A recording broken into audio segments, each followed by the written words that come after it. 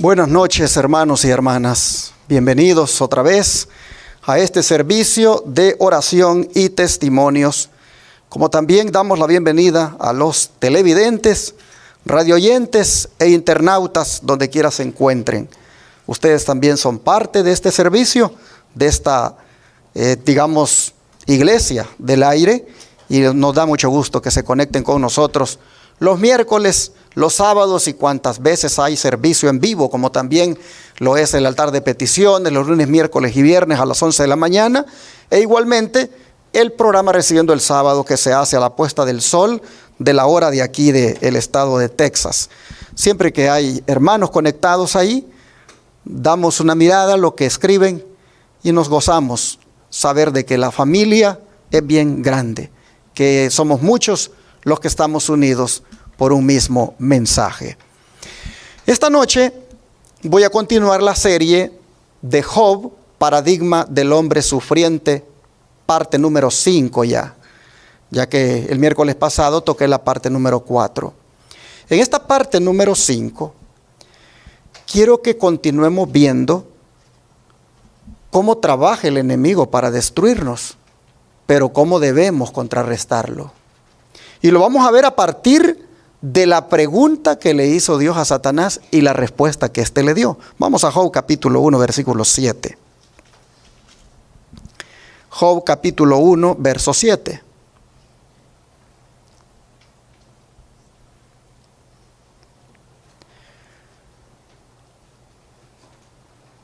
La escritura dice: y dijo Jehová a Satanás, ¿de dónde vienes? Respondiendo Satanás a Jehová dijo, de rodear la tierra y de andar por ella. De aquí vamos a extraer, hermanos, nuestra reflexión esta noche. He descubierto que al llevar el libro de Job así despacio, me va llevando a otras cosas, y por eso es que, imagínense, ya llevo ya con 5 mensajes y apenas vamos aquí por el verso 7. Y creo que si lo hubiera hecho más despacio, más cosas hubiera sacado, pero ahí voy. En este verso 7, nosotros miramos, como dije, la manera como trabaja el enemigo para destruirnos y cómo debemos contrarrestarlo. La pregunta de Dios. ¿Cuál fue la pregunta de Dios? ¿De dónde vienes? Les pregunto, ¿no sabía Dios acaso de dónde venía? Dios lo sabe todo, ¿no es cierto? Dios sabía de dónde venía. La pregunta no tiene el propósito de querer saber de dónde viene, sino que la pregunta se está haciendo delante de los ángeles. Recuerden que ahí están los hijos de Dios, que son los ángeles, y él que ha venido en calidad de diablo ahí. La pregunta delante de los ángeles tiene el propósito de pedirle cuenta a Satanás de sus actividades, como también demostrarle que lo tiene vigilado y lo tiene bajo control. ¿Y cuál es el informe que Satanás le da de sus actividades por el mundo? A ver, ¿cuáles son? Le dice de rodear la tierra, o de recorrer la tierra y de andar por ella. Así que es vagabundo, ¿verdad? Ahí anda, para allá y para acá, se no descansa.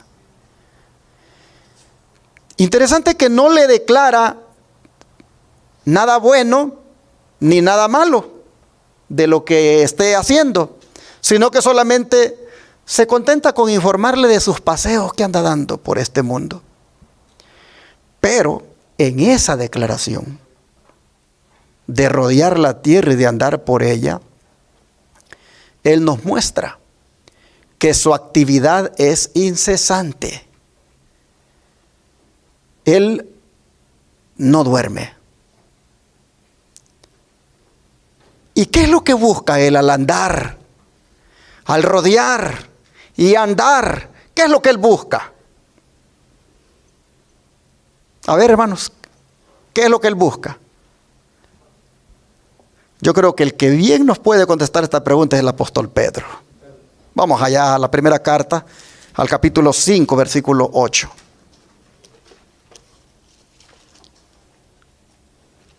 Primera de Pedro, capítulo 5, versículo 8.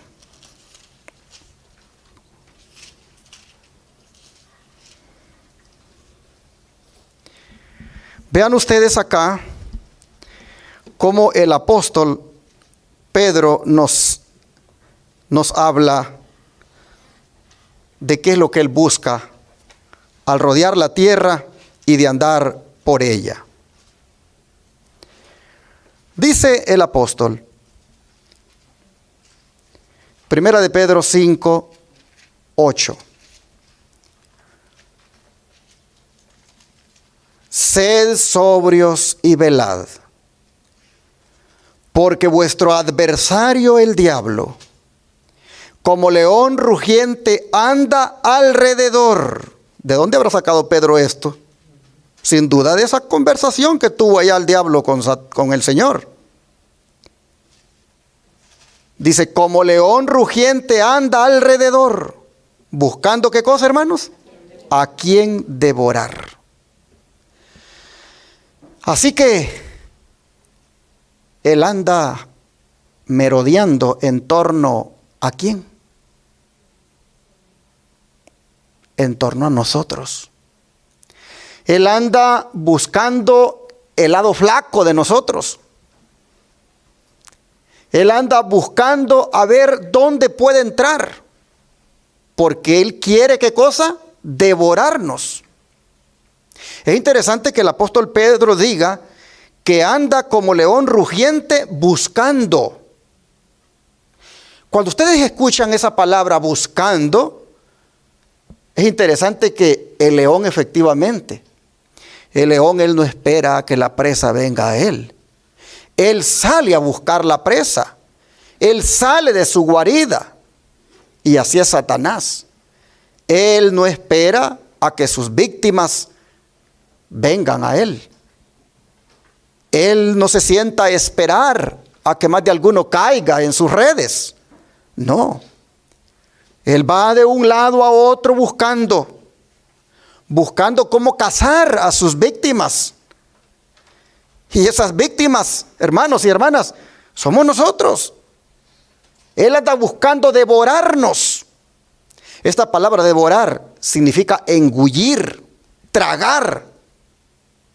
De manera que así como el león devora a su presa y se la traga, así también el diablo busca arrancar a sus víctimas del seno de la iglesia para devorarlas. Y no digamos también del seno de nuestro Dios. Y Pedro que experimentó en carne propia esto, cuando negó a Jesús, nos dice de la actitud que debemos tener en este caso. ¿Cuál es la actitud? Ser sobrios y velad. ¿Qué quiere decir esto? Ante una situación como esta, de un adversario, el diablo, que anda como león rugiente, ante uno que anda recorriendo la tierra y de andar por ella, pero buscando a ver a quién devora, ¿cuál debe ser la actitud de nosotros? Pedro dice, hay que enfrentar esta situación, este peligro, con velar o con vigilancia y sobriedad. La sobriedad. ¿Qué es la sobriedad? La sobriedad es aquella virtud que tiene que ver con la temperancia y la templanza, que no es otra cosa que el ser moderados y al mismo tiempo abstemios. Moderados con lo bueno y abstemios de lo malo. Otro sinónimo para esas palabras, temperancia y templanza, es dominio propio. En todas las áreas de nuestra vida, porque en todo Satanás anda buscando a ver cómo nos tienta. Y yo quiero esta noche compartir unas áreas, según el don de profecía, en las cuales nosotros debemos ser sobrios, temperantes o templados o tener dominio propio. Porque dice aquí el apóstol que Satanás, de la manera como anda, hay que enfrentarlo con vigilancia y sobriedad. Vamos a ver entonces en qué cosas es que debemos de ser sobrios para ver si por ahí el enemigo nos puede tentar. Aquí viene la primera, en el estudio.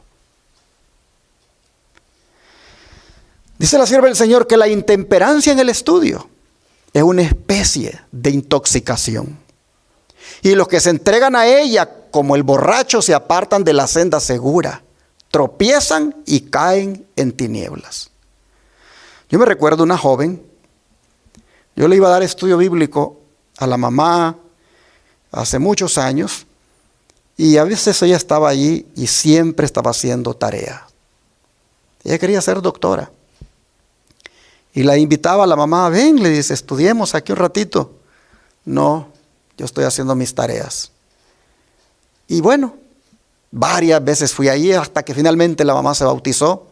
Nos hicimos muy amigos con ella, pero ella nunca se interesó en las cosas de Dios. Había veces que la encontraba con unas ojeras, porque le había tocado toda la noche estudiar. Decía que no había dormido para nada, porque ella quería alcanzar la meta. Resulta, hermanos, que el estudio es una bendición, el estudio. Pero cuando no somos temperantes en ello y llegamos a ese extremo de que ni a la iglesia queremos venir por el estudio, y bueno, a veces hasta nos vamos a mejor a la universidad el sábado porque queremos lograr la meta. Eso, dice la sierva del Señor, es una especie de intoxicación. Está bien que deseemos prepararnos, que lleguemos a alcanzar un nivel académico, pero sin transgredir los principios, sin pisotear los principios. Un ingeniero que lo vi sacar su carrera y se graduó, me decía, ¿sabes? Me decía que de algo que estoy muy contento. Es que logré titularme de ingeniero, pero nunca fui a una clase en sábado. Cuando yo ponía mis materias, yo decía, este viernes de noche no la agarro. Aunque me toque salir más tarde, graduado. Y estoy feliz, dice, porque soy lo que soy por la gracia de Dios y nunca transgredí el santo sábado. Tenemos muchos doctores adventistas hoy. Tenemos muchos profesionales, pero muchos lamentablemente tuvieron que transgredir los mandamientos de Dios. Se intoxicaron con el estudio. Entonces, estamos viendo aquí la sobriedad. Y dice que la temperancia en el estudio es una especie de intoxicación. Por lo tanto, ahí debemos de ser sobrios, es decir, moderados. Y los que se entregan a ella como el borracho se apartan de la senda segura, tropiezan y caen en las tinieblas. El Señor, dice, quiere que todo alumno recuerde que el ojo debe mantenerse sincero para la gloria de Dios. Y no ha de agotar o malgastar sus facultades físicas y mentales procurando adquirir todo el conocimiento posible de las ciencias, sino que debe conservar la frescura y el vigor de todas ellas para dedicarse a la obra que el Señor le ha señalado, como es la de ayudar a las almas a hallar la senda de la justicia. Conducción del niño, página 373. Así que tenemos ya la primera área donde debemos de ser sobrios, y es en el estudio, porque por ahí el enemigo nos puede también tumbar en el afán de querer siempre solo estudiar y estudiar, olvidarnos de nuestro Dios. Sobriedad, porque por ahí también Satanás llega. Vean esta otra. En el trabajo. ¿Será que debemos de ser sobrios en el trabajo? Temperantes en el trabajo. ¿Tener dominio propio con esto del trabajo? Claro que sí. Mire lo que dice la mensajera del Señor. Debiéramos practicar la templanza en nuestro trabajo. No es nuestro deber sobrecargarnos. A veces quizá algunos se vean en la necesidad de estarlo, a veces. Pero esta no debiera ser la excepción y no la regla. Esta debiera ser la excepción y no la regla. Hay que leerlo bien porque si no confundimos. Repito, pero esta debiera ser la excepción y no la regla. Puede ser que un día, pues no quedó de otra. Y tuvimos que salir bien noche del trabajo, o bien tarde.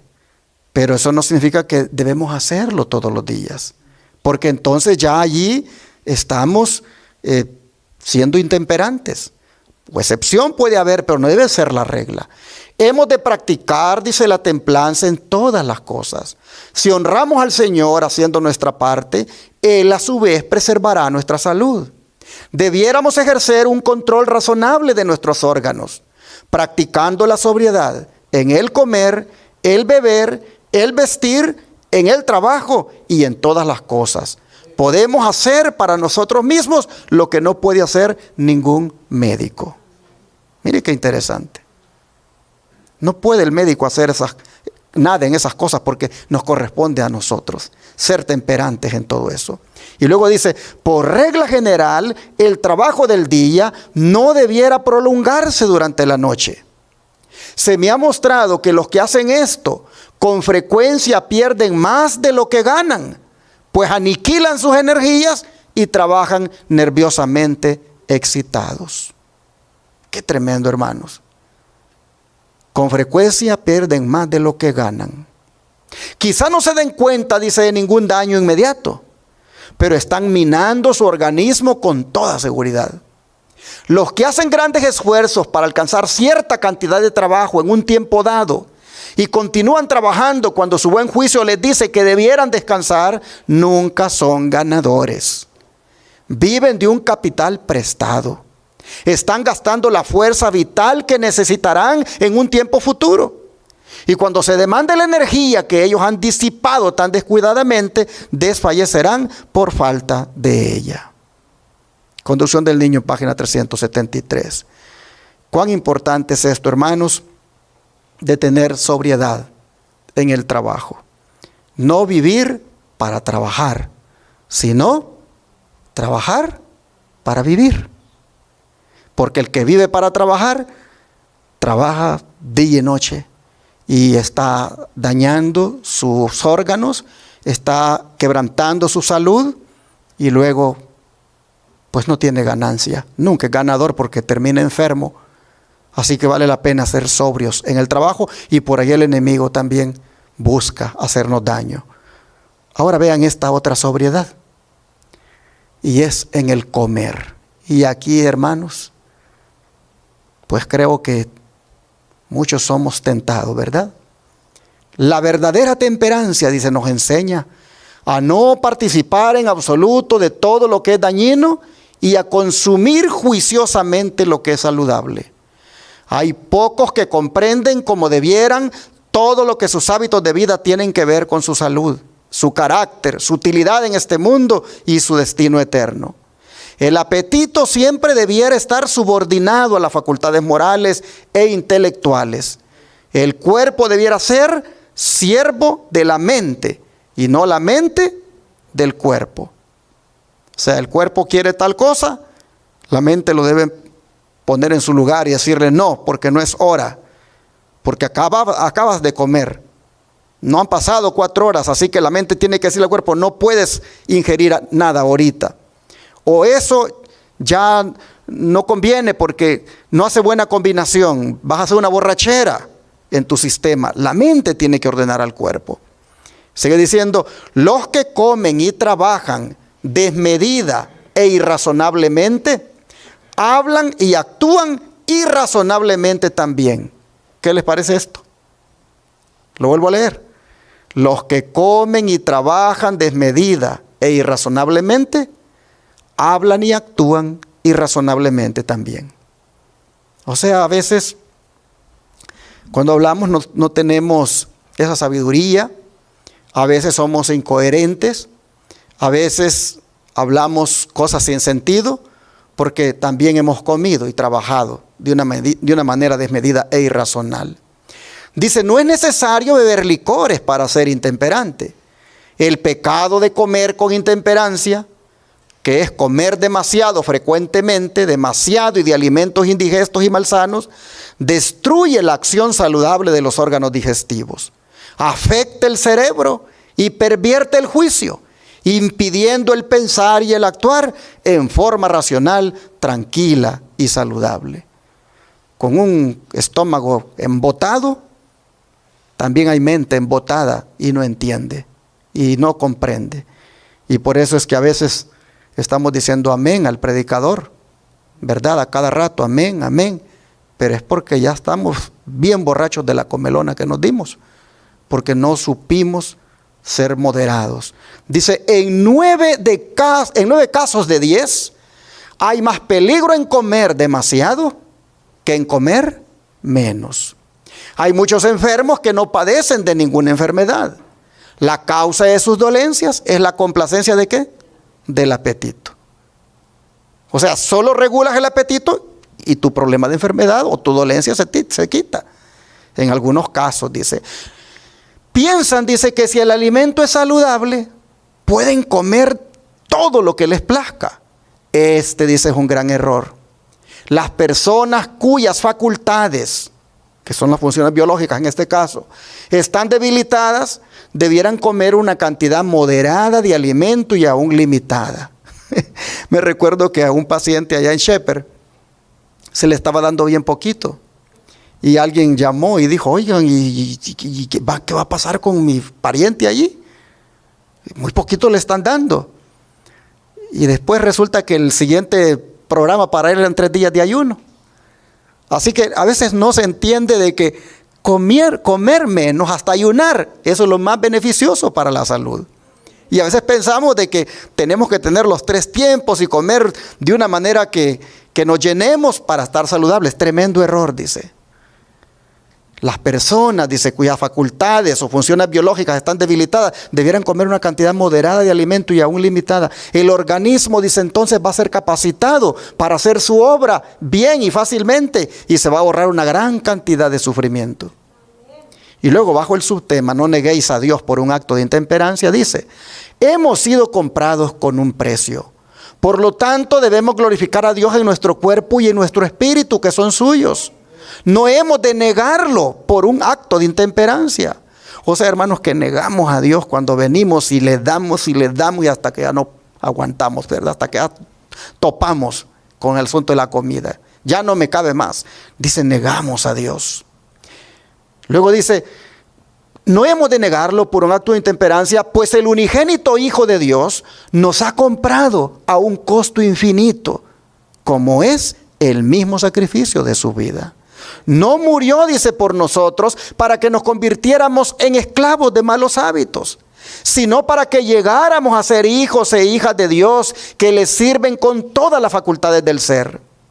Los que tienen continuamente en cuenta que están en esta relación con Dios, no colocarán en el estómago alimento que complazca el apetito, dañando a los órganos digestivos.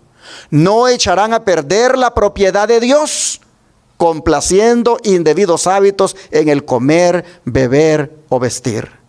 Tendrán cuidado de la máquina humana, comprendiendo que deben hacer esto a fin de trabajar como colaboradores con Dios.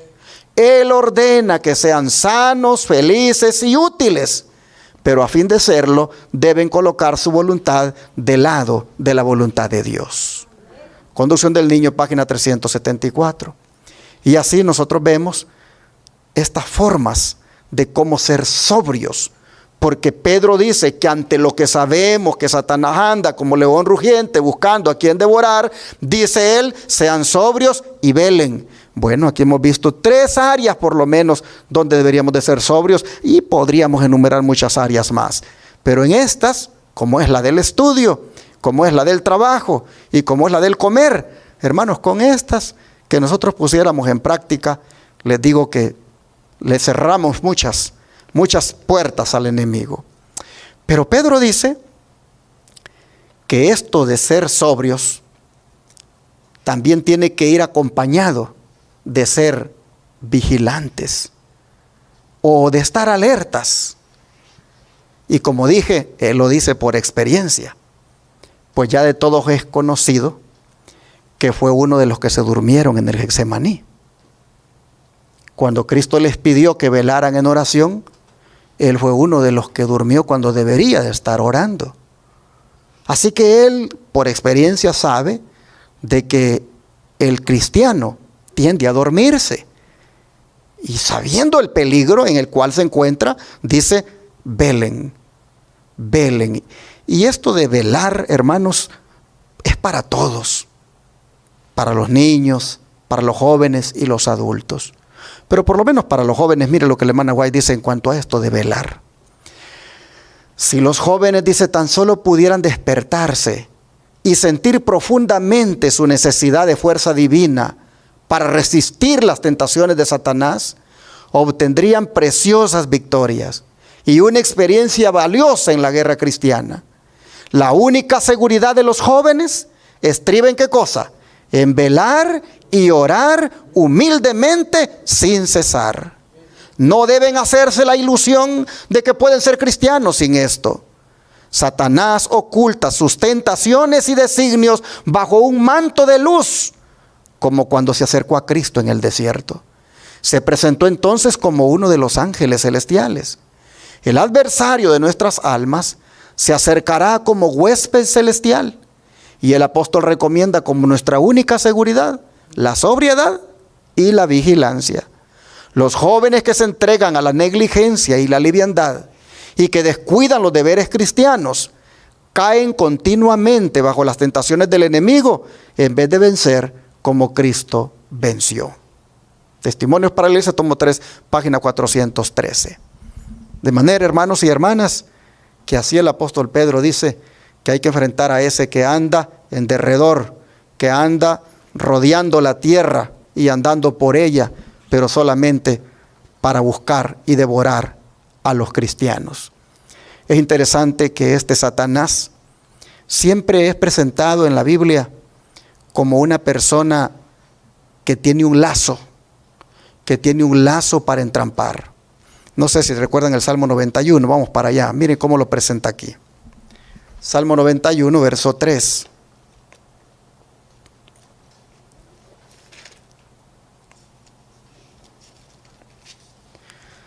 Dice, Él te librará ¿de qué cosa?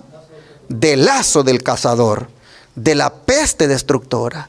Aquí está siendo presentado, hermano, este enemigo de nosotros como un cazador que anda con un lazo buscando a ver cómo logra que varios cristianos caigan en su trampa. Pues dice aquí la palabra que solo Dios nos puede librar de ese lazo del cazador, que no es otro que Satanás. Y mire 1 Timoteo 3:7, nuevamente la figura del lazo en conexión con él. 1 Timoteo 3:7.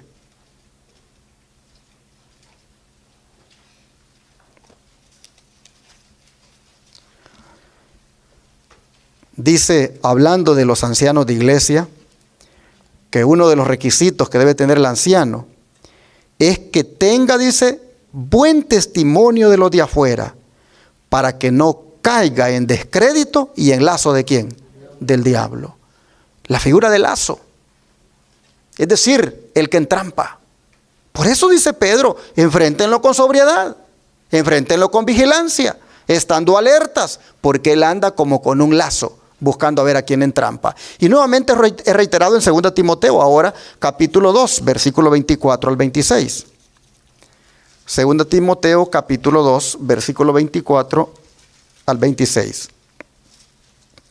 Nuevamente, hablando de lo que es ser un obrero aprobado, dice Pablo, porque el siervo del Señor no debe ser contencioso, sino amable para con todos, apto para enseñar, sufrido, que con mansedumbre corrija a los que se oponen, por si quizá Dios les conceda que se arrepientan para conocer la verdad, y escapen del lazo del diablo en que están cautivos a voluntad de él.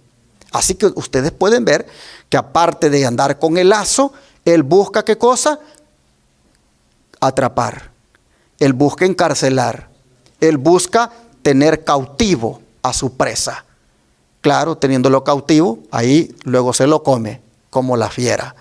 Vemos cómo la figura del lazo es justamente la de alguien que anda buscando cazar. Y vamos a 2 Corintios para ver cómo siguen los consejos, para que nosotros no nos durmamos.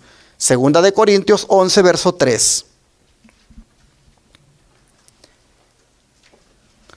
2 Corintios 11, verso 3, dice, pero temo que como la serpiente con su astucia engañó a Eva, vuestros sentidos sean de alguna manera extraviados de la sincera fidelidad a Cristo. Aquí lo presenta como alguien astuto, como alguien que con astucia llega. Por ejemplo, muy astutamente, él puede usar a una mujer para hacer que un hermano caiga en el pecado. Muy astutamente puede usar a un hombre para hacer que una hermana caiga en el pecado. Usa de la astucia. Y vean 2 Corintios 2, versículo 11, cómo recalca esto de sus artimañas. 2 Corintios 2, verso 11. Dice, para que Satanás no gane ventaja alguna sobre nosotros, pues no ignoramos, ¿qué cosa? Sus maquinaciones. Así que esta noche, de la experiencia de Job, de la respuesta que Satanás le dio a Dios, estamos viendo, miren qué lejos nos llevan estos estudios, porque estamos mirando su estrategia, su forma de trabajo, su manera de cómo él se mueve en el mundo. Pablo dice que no nos gane ventaja, que no nos gane, porque no ignoramos sus maquinaciones. Más bien, el apóstol Pedro dice en el versículo 9, después del versículo 8 que leímos, que debemos de resistirle, dice. Debemos de resistirle firmes ¿en qué cosa? En la fe, sabiendo que los mismos padecimientos se van cumpliendo en vuestros hermanos en todo el mundo.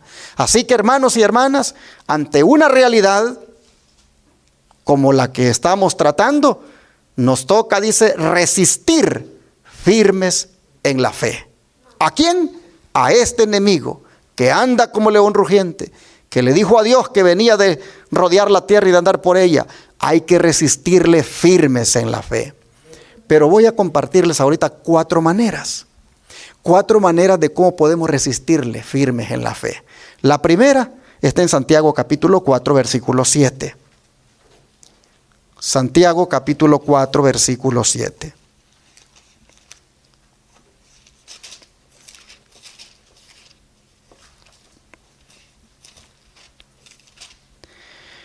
Y esta dice de la siguiente manera: someteos pues a Dios, resistid al diablo y huirá de vosotros. Así que, ¿cómo podemos resistir a Satanás firmes en la fe? Sometiéndonos a Dios. ¿Qué significa someterse a Dios? Significa, hermanos, dejarse gobernar por Dios. Significa dejarse guiar por Dios. Significa ser sumiso a la voluntad de Dios. El que haga eso, allí, hermanos, está resistiendo al diablo. Y dice el apóstol Santiago, que cuando mira que estamos resistiéndole de esa manera, ¿qué hace él? Huye de nosotros. Así que la manera de cómo resistir firmes en la fe a Satanás, la primera de ellas es sometiéndonos a la voluntad de Dios.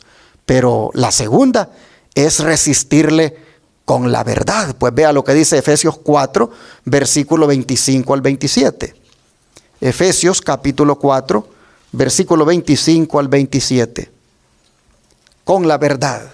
Dice, por lo cual desechando la mentira, hablad verdad, cada uno con su prójimo, porque somos miembros los unos de los otros. Y luego dice, airaos, pero no pequéis. No se ponga el sol sobre vuestro enojo, ni deis lugar ¿a quién? Al diablo. Noten ustedes que hay que resistirle con la verdad. Hay que desechar la mentira, hablando la verdad. En otras palabras, mis hermanos, otra forma de resistir al diablo es entre nosotros siendo sinceros, entre nosotros hablándonos con la verdad, porque somos miembros los unos de los otros. Yo no le puedo mentir a usted, usted no me puede mentir a mí, porque somos miembros los unos de los otros, somos un solo cuerpo.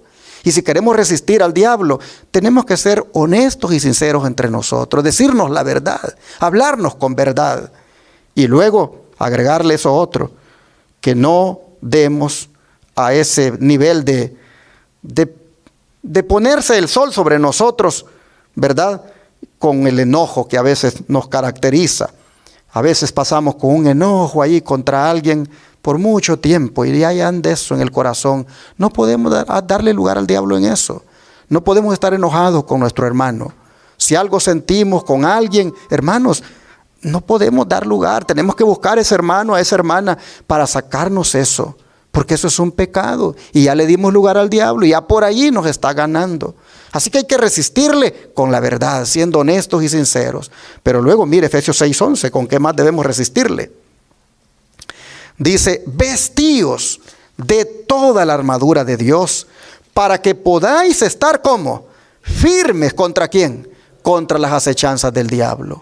Esto no es otra cosa, hermanos, que ponerse todo lo que tiene que ver con la armadura.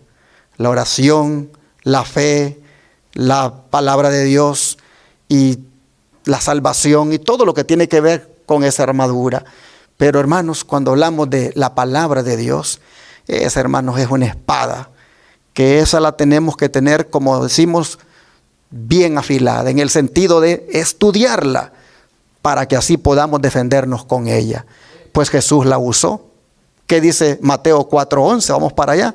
Cómo el Señor resistió al diablo aquí.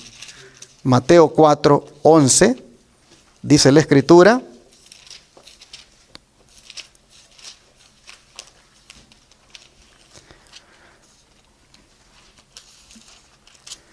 Dice la palabra. Voy a leer desde el 10 y 11. Entonces Jesús le dijo, vete, Satanás, porque ¿qué cosa? Escrito está. Al Señor tu Dios adorarás y a Él solo servirás. ¿Y qué hizo el diablo? El diablo entonces le dejó y he aquí vinieron ángeles y le servían. Miren ustedes, Jesús resistió al diablo firme en la fe, utilizando ¿qué cosa?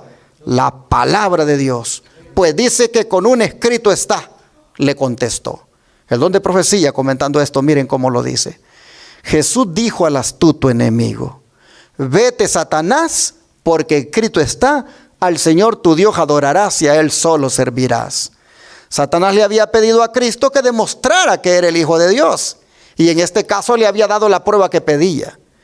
Pero ante la orden divina de Cristo, se vio obligado a obedecer. Fue rechazado y silenciado. No tenía poder que lo capacitara para resistir el indiscutible rechazo. Fue obligado sin más palabras a desistir instantáneamente y a dejar al Redentor del mundo. ¿Por qué? Porque el Señor le dio una orden con la palabra de Dios. Sigue diciendo, después que el enemigo hubo huido, Jesús cayó exhausto al suelo. Había soportado la prueba, mas ahora desmayaba en el campo de batalla. ¿Qué mano hubo allí para sostener su cabeza? ¿Quién le ofrecería cuidado y atención para que le pudiera recuperar sus fuerzas? ¿Sería abandonado a su suerte luego de haber conquistado la victoria? ¿O no? Los ángeles del cielo habían contemplado el conflicto con enorme interés y ahora acudieron a atender al Hijo de Dios mientras estaba postrado como moribundo. Fue fortalecido con alimentos y consolado por un mensaje del amor de su Padre, así como por la seguridad de que todo el cielo había triunfado en su victoria. Cristo triunfante, página 197. Vemos entonces, hermanos, que al diablo se le resiste sometiéndose a Dios con la verdad, con toda la armadura y sobre todo con la espada que es la palabra de Dios. Bueno, yo creo que vamos a ir terminando volviendo a Job, capítulo 1, verso 8, porque es admirable lo que el Señor dice de Job acá, el concepto que tiene de su hijo. Job 1, 8.